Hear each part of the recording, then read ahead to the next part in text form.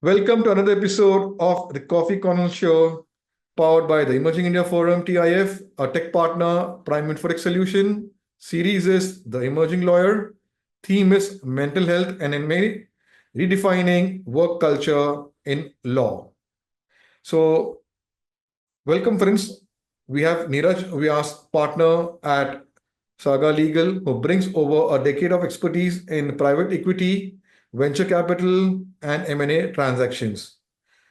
Having graduated from the prestigious National Law School of India University, NLSIU, Neeraj has worked with leading firms and corporate giants handling complex deals and shaping the future of corporate law in India. Along with his legal prowess, Neeraj is passionate advocate for mental health awareness within the legal professional and speaks out on the need for improved work culture in law firms.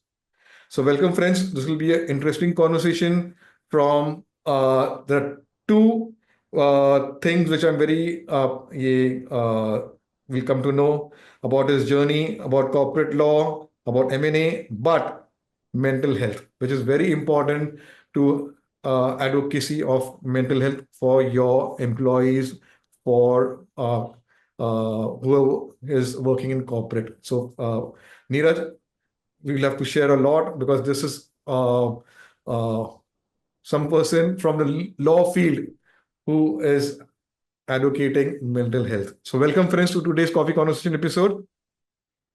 Yeah. Thank you. It's a pleasure to be here.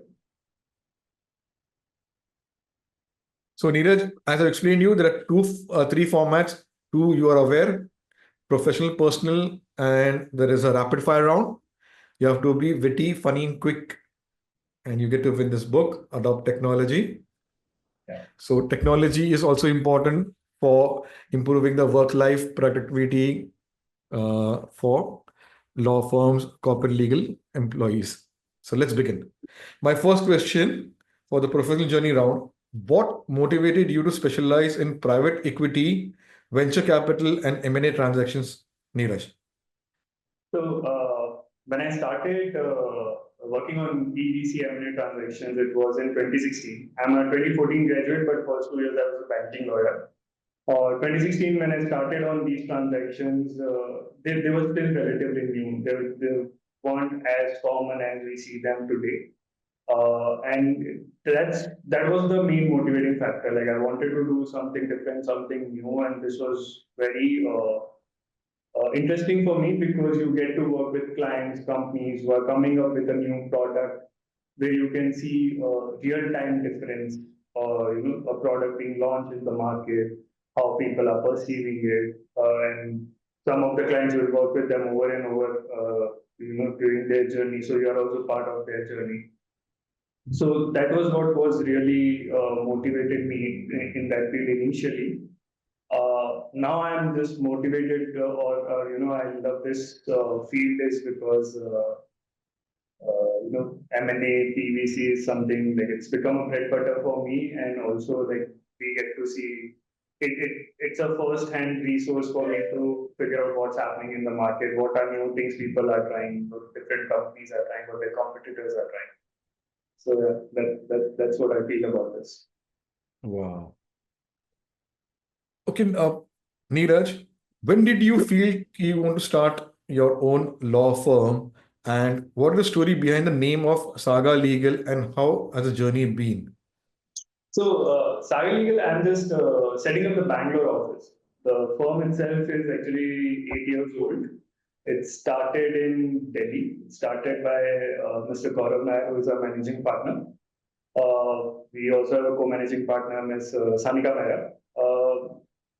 I last year in 2023 is when we had a discussion, Gaurav, Sanika, and they were looking for somebody who can set up the Bangalore office, and again it's an opportunity which I really liked, and it excited me when I first heard about it because it's like after I worked with so many startups, it's like having your own, setting up your own business sort of. So yeah, and I honestly have no say in the name in the firm. Like I said, it started in 2016. Has always been Saga Legal. So yeah, that's the story. Wow. Okay, can you share a particularly challenging M&A deal case you have worked on, and how did you overcome those challenges? So, I mean, I feel that almost every transaction there are some challenges or the others. It's not as if one, transaction would be, free of challenges, and there other would be full of challenges. Having said that, there have been recently we have done a transaction where a new startup which is being very well funded by a couple of major investors, foreign investors. The biggest challenge there was that the startup itself is very new, but there's a huge potential that is there, which the investors also see. But to get everyone on same page with respect to what rights everyone should have, what obligations everyone should have, keeping in mind the realistic nature of the market and the potential that the startup has. I think that was a bit of a challenge, but I feel if you have good founders on board who understand what you're trying to achieve for them, they make your job easier. So half of the time, they would only they would put their foot down when it comes to what is it that you're demanding. So it makes your life easier. So yeah, I won't name a particular transaction, but yeah, there's one which happened recently, and that's what it was about. No, it's fine.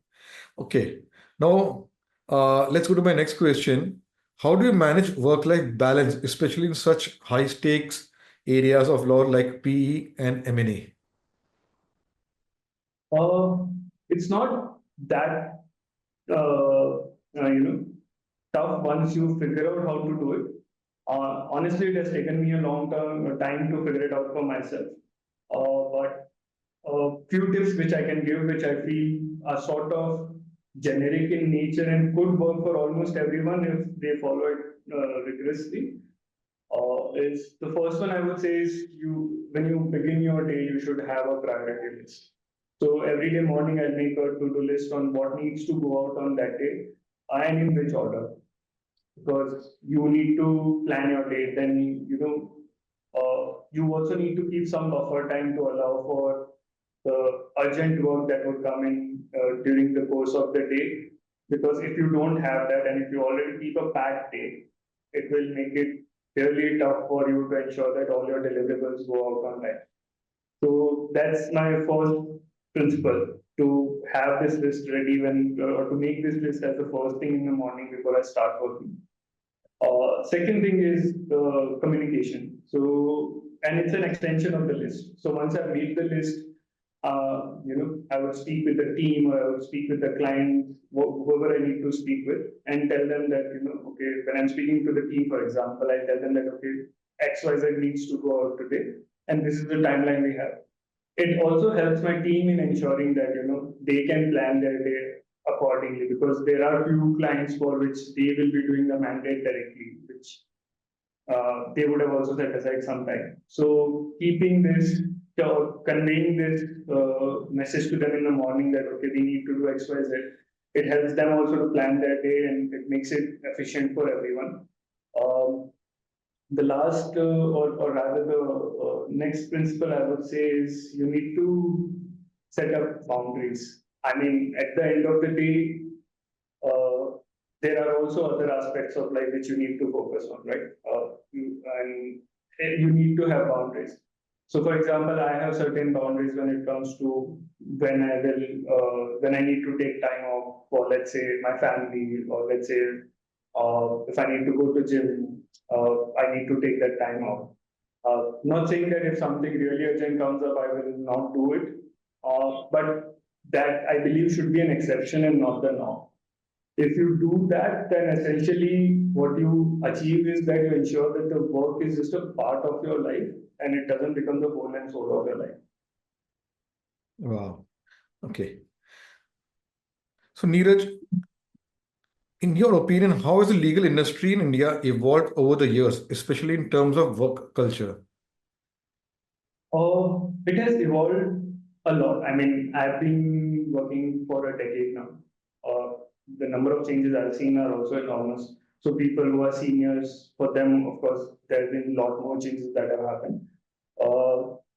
So first and foremost, I mean, if you look at it, till 10 years back, or traditionally, the industry has been very litigation driven. The number of law firms that were there were also very handful, with just, and they were also mainly family driven, a lot of them.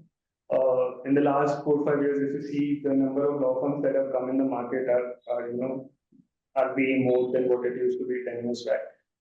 And most of these law firms now are like corporates in the sense that there is a structure in place. So when you join them as a fresher on day one, there's a clear hierarchy that you can see that, okay, if I need to climb up the ladder, these are the steps, and this is the timeline that I will take, assuming I do everything that is expected of me by the firm. In terms of work, also, there's been a lot of changes simply because the types of clients that have changed. So a lot of startups are there who are doing some amazing things. They've gone with some amazing products which were unheard of, let's say 5 years back or 10 years back. There are global clients, investment funds who are making investment in India, who have that. They also have certain expectations when they reach out to law firms in India. So all that has forced the law firms to be way more professional in their approach, which I think is a good sign. Having said that, by no means we are an industry without any faults. We are still grappling with the issues of long working hours, higher attrition rate, burnout rates, which I believe is where we as an industry or we seniors need to take a responsibility in ensuring that we do everything that is under our control to ensure that these problems, at least if we cannot eliminate them completely, they at least take one step at a time, make them more bearable, or reduce them one by one, so that it becomes better for everyone in the long run. Wow. Okay, Neeraj, you have been passionate advocate for mental health awareness. So what actions have you taken from your personal level? So like I said, it takes a lot to change the entire industry, but you can have few simple actions. One, the first and foremost, I believe, is that longer working hours should be an exception and not the norm. And that can only happen when let's say your law firm is adequately staffed. So if I have, if I take on a lot of work, and even when I know that I don't have the resources to do that kind of work, that eventually would mean that people who are in the firm, they are working, longer hours. That's the first and foremost. Second, you convey to the team that, you convey clear deadlines, because a lot of times juniors or freshers, they wouldn't know what is urgent, what is not urgent. So they would try and do everything, on the same day, or they'll be working till late night. That's another thing. Third thing is, at least at Saga Legal, we have come up with a lot of policies which will ensure that people can get compensated in the sense for their longer working hours. In the sense, so we have, first and foremost, we have come up with a leave policy which surprisingly a lot of law firms don't have in India. The second thing is, we have also come up with a compensatory work off, where if, let's say, you are required to work for a longer hours on a Saturday or a Sunday or any other public holiday because of client requirement, you can clock in your work that day, and later on you can, on some other day, you can take a compensatory work off.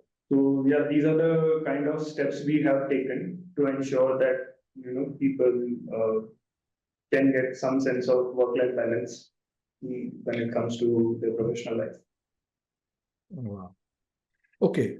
How has the leadership style evolved since you have experience working in the corporate legal team now with Saga Legal? Sorry, are you asking about my leadership style, or like in your leadership style, which will inspire young lawyers who will be becoming partners. So it will help them. What now you're focusing on work life, so many things. So that will help them to take the team along for the growth. See, so my leadership style has evolved, or rather, it is inspired from things which I observed when I was growing up in the legal industry in the last 10 years or so. Uh, I have been observant about people. I'm generally very observant when I speak to somebody. So, over the years, I have seen there are few things which you would like as an individual, which you won't like as, sometimes as a senior is doing those things to you. So, my idea has always been clear that whatever I liked while I was growing up, I would try and inculcate those things with my juniors when I'm working. No. And whatever I didn't like, I try and avoid those. So just to give you an example, I think accountability is one of the factors which, while everyone talks about it, a lot of people don't know what it means to be accountable. So for example, if my client is getting any work and my team is doing that work, while my team is accountable for their work to the client, I am also accountable on their behalf. So tomorrow, if something goes wrong, or let's say a client has a complaint about the work, I always remember that ultimately the buck stops with me. So I cannot just throw my team under the bus and say that, oh, this person was liable, I'm not accountable for his actions, because to the client, it's you who are accountable. Similarly, I expect everyone in the team also to take accountability for their stuff. I don't want, or the one thing I cannot tolerate is when someone says that, oh, I didn't know this because I wasn't doing this. I mean, so those are the kind of things I think people should keep in mind. And I would generally say that for everyone who is on the career trajectory to become a partner and stuff, just think about things which you liked while growing up or you didn't like when you were progressing in your career, and try and avoid the bad things and try and implement the good things. Wow. Okay. What advice would you give to young lawyers aspiring to enter the field of PE, VC, and M&A? Uh, so I actually have two advices. The first one I would say is that just be thorough with your basics. I mean, all of us are taught contract law or corporate law in college, but we don't really. Sometimes we don't pay attention to those things as much when we are in college. So I would say that just be strong with your basics. Also be aware about what's happening in the market, what are the new things that are happening in the market, new startups that are coming. I mean, as a fresher or a new lawyer, nobody is expecting you to know nitty-gritties of the regulations around those. But if at least you're aware of what's happening and so if you have your basics strong, that's a good thing. The second advice I would give them is just brush up your soft skills. I think that's one very underrated skill which people don't take seriously, especially college students or people who have just started their legal career. Having good soft skills is something which would help you just accelerate your career. So yeah, these are my two advices. Wow. Okay, my last question for your professional journey round: how has technology helped you, and which legal tech tool has impacted your work? Technology, I mean, technology has shaped industries, and legal industry is no exception to it. There are a lot of tools which I'm sure all the law firms use on a day-to-day basis. There are a couple of them which we use. The first one I would say is Workshare Compare. It's something which has increased the efficiency. While there have been traditional, there are other software in the market where you can compare stuff and go ahead with it and figure out what you're looking for. But I believe Workshare Compare is one which is really good. It helps you in comparing documents, like even PDFs for that matter, even Excel sheets and Word Compare, of course, is there. So those kind of things when you do, it makes your life easier. You don't have to sit and check everything line by line. That's the first one which I feel is it's really good. I mean, in fact, I would recommend that every law firm who can who has the means to get this software should give it a try. It's really good. The second one that we use and I as a partner really like is this application called Zoho. It helps us in keeping track of a lot of things which otherwise I would need to spend a lot of time on. So, for example, if I need to see if how much work a particular associate is doing, if somebody is overworked, underworked, have they filled the time sheets, if they're on leave, how many leaves they have left, if they're working from home, if they're working from office, all those things I can just it's on my phone. It takes me like 5 minutes to check any of these things. So I think these two technologies have really helped. And in general, there are other technologies which will help you in if used properly, you can they have great potential. Like they can make or break your career. You just need to know how to use them. Thank you for that. So yeah, technology will also help you work-life balance, improving your productivity, and you have more time to spend with your family. So this is the beauty of how legal technology has saved you more time. You can spend your time with your family, with your kids. So that's beauty of the legal technology, how they have evolved. Now let's go to the next round and understand Neeraj as a person. Tell us about your family and your formative years, Neeraj. So I am from Jodhpur, Rajasthan. My father is a retired engineer from PWD, Rajasthan. Mom was a homemaker while I was growing up. Uh, Almost 18 months back, she started her own small business venture with my Mati, which is doing very well. So I'm very happy for them. My brother, I have an elder brother who is the head of UTI mutual fund in Rajasthan. He sits out of Jaipur office. And apart from that, I have my wife here who is also a corporate lawyer working in another law firm in Bangalore. So yeah, her name is Priyanka. So that's what my family is. Formative years, I think, were it was like any other ordinary middle class family. There's no struggles or anything that were there. They've always emphasized on good education or ensuring that we always get we are doing the hard work so that we can make a career for ourselves. They've always been very supportive. So yeah, those were the formative years. Wow. Okay. Neeraj, let's go back to your college days at National Law School of India University. How did it help in shaping your legal career and what actions did you do over there? I think anyone who has been to NLS would vouch for the fact that NLS is generally the first step in you becoming the lawyer that you are.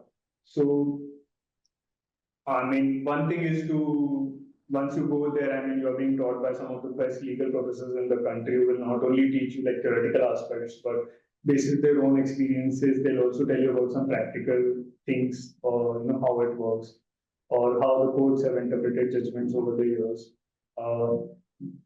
That's on the education side, which really helps you in it makes a good foundation for a lawyer. The other thing where NLS really helps is that you meet people from different cultures, different backgrounds. So it opens you up to all these different ideas, thinking, culture, all these things. So I mean, and we stay in hostels for entire 5 years. So for those 5 years, that everyone in the college becomes your family sort of. And once you graduate, there's a amazing alumni community which will help you in reaching places which otherwise a fresher would find very tough to. So, I mean, I would say that NLS I would give a huge credit to NLS in helping me reach where I am today, and in making me the kind of lawyer as well as the person that I am today. Wow. Oh, Neeraj, what's your go-to way of de-stressing after a particularly intense work day? So my first and foremost thing which I do every day, irrespective of whether it's stressful or not stressful, is I need to have my cup of chai.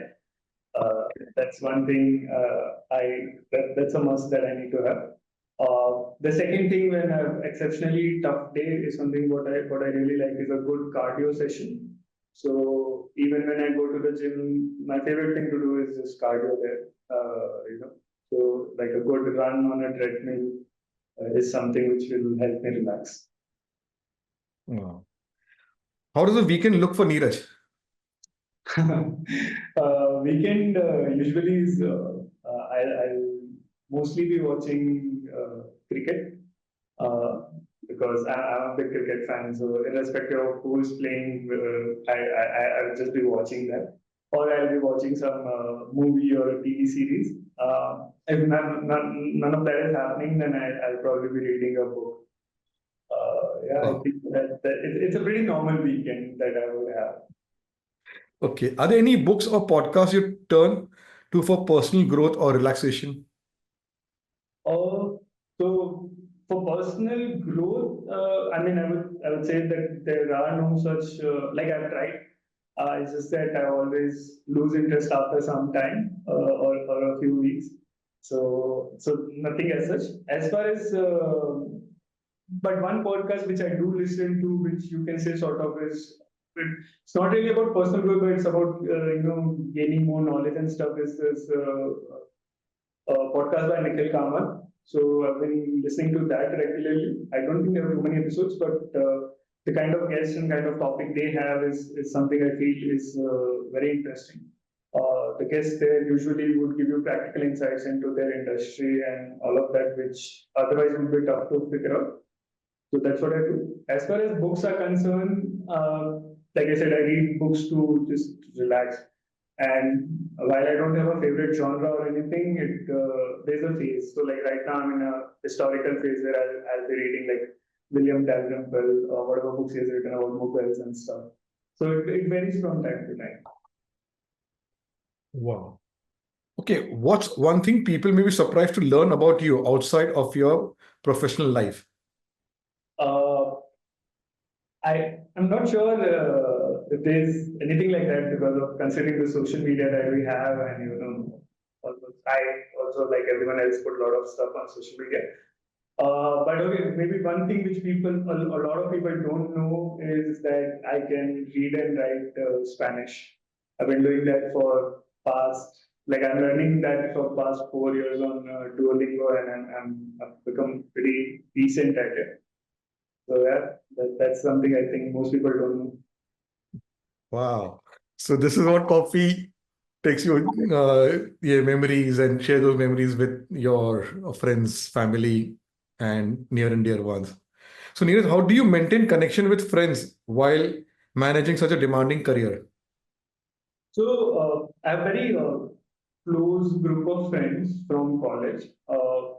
Honestly, I don't think we need to do much to maintain that connection because the friendship itself it's so old now and so strong that we don't have to do anything. What we try and do is that whenever we are, and all of them are scattered, like somebody's in London, some in Bombay, or some in Chennai, some in Delhi. I'm in Bangalore. So if either of us is visiting the other city, we try and ensure that we meet the friends in that city. If not for anything more, but at least have a lunch or a dinner together so that we get to spend some time with them. We also try and have one, a sort of a reunion kind of thing once a year where all seven of us would meet in uh, one city and we chill together for a couple of days. So I think that helps in ensuring that we are connected. And of course, there like now there are WhatsApp groups and everything, which I think makes it very easy for you to stay in touch with your friends, irrespective of wherever they are, this sort of. So any message you want to give out to your friends through this coffee conversation platform? Not to all my friends, but one of my friend, very close friend, he just got married, Shrikant, and it's his birthday today, so I would just say happy birthday, Shriki. So, Wow. Okay. What are your goals, plans for 2025, personal and professional? uh, professional goal for 2025 is to grow Saga Legal even further. We need to ensure that our presence in Bangalore is even more, it's even bigger. There to have a lot more clients, to have a lot more people knowing us, because right now we are in that building phase. So the idea is to take it to the next level. Personally, and honestly don't. I'm not the kind of person who has resolutions or goals. There are few countries I have in mind, and I would. So I love to travel. My wife and I, we love, both of us, we love to travel. So I would, try and have those trips. Wow. Okay, my last question. Describe Neeraj in one line. Okay. Neeraj is a hardworking person with a complex personality. Okay, let's go and have some fun. The rapid fire. Your favorite travel place? Favorite travel place? Kashmir in India, and outside I would say is London. Wow. Your go-to comfort food? Dal makhani. Okay. Your favorite cricketer? MS Dhoni. Okay. Tea or coffee? Tea. Chai. But I'm just asking this. Chai. So you make chai? I do. I make a really good tea. Wow. So I like to have whenever we meet in person. Okay. You're a morning person or night owl? I'm a morning person. Okay. Best piece of advice you have received? This too shall pass. Wow. So you did well, and you'll receive this book, which will be autographed and delivered. So this will all legal technology and other things are there, go through, and which will help in by using technology for improving the work life.